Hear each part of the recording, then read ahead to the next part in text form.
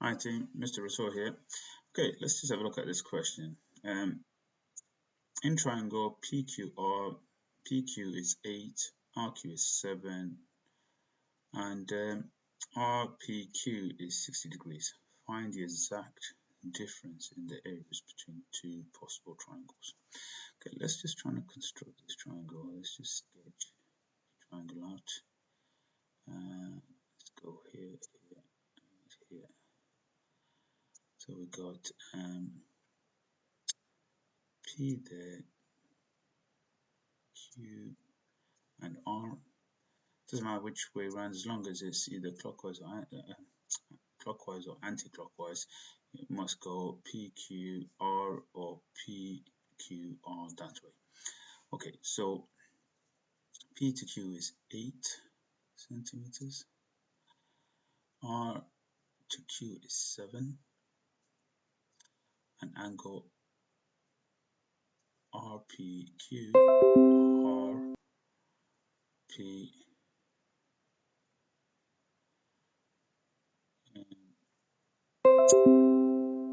sorry about that,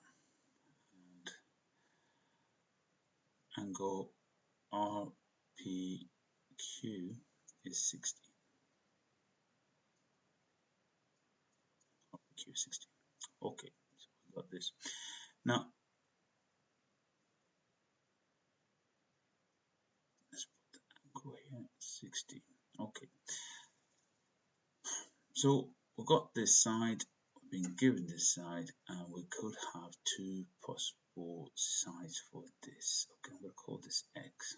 Okay, two possible sides of X, because we could have this and this over here. So from this point, it could be either here or here, so we could just pull it down.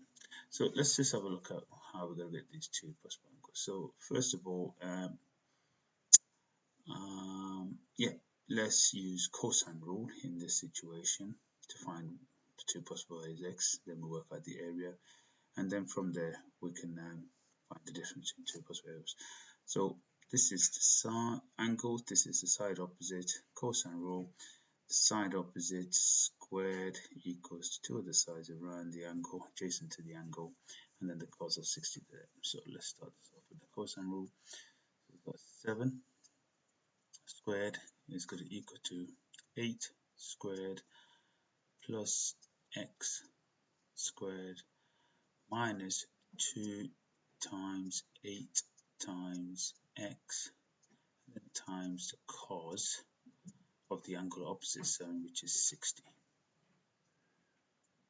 Okay, so you should know that the cos of 60 is a half.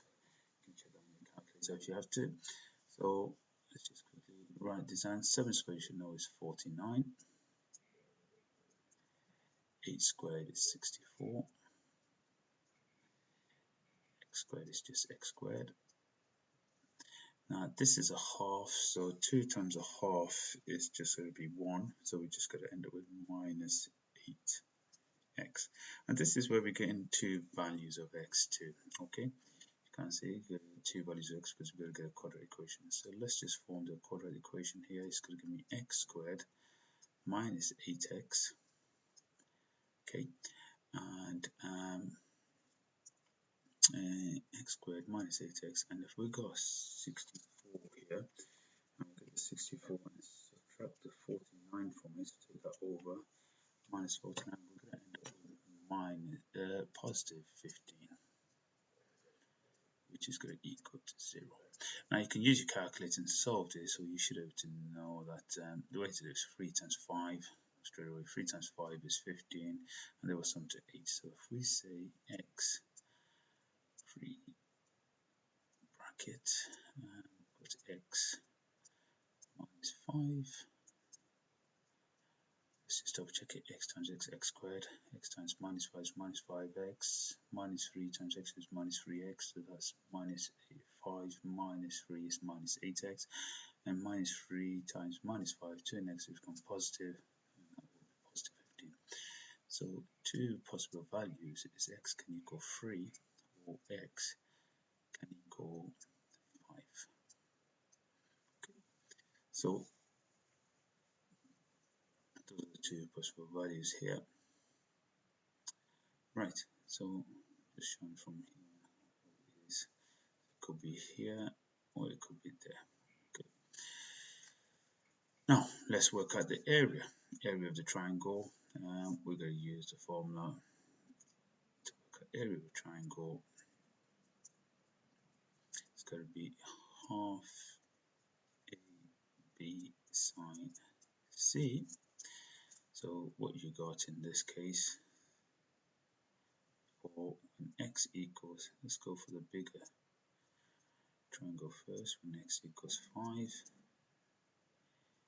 area is going to equal half times 8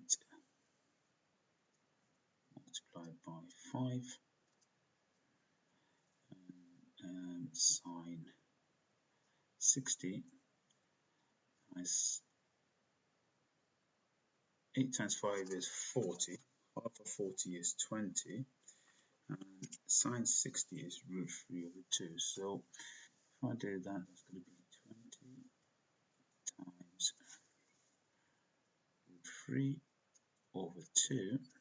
This is going to give me half of that is 10, so that's going to give me 10 root 3. And when x is equal to 3, we get area, which is going to equal half times 8. So that side stays as 8, but x changes to 3, multiplied by now sine 60 again. That's going to give me 8 times 3, 8, 16, 24. Half of 24 is 12. Sine of 60 is root 3 over 2. And over 2, that means half of 12 is 6, so that's going to be 6 root 3. Now the difference is to subtract. The difference between these two areas, 10 root 3 take away 6 root 3, you're going to end up with 4 root 3. Simple.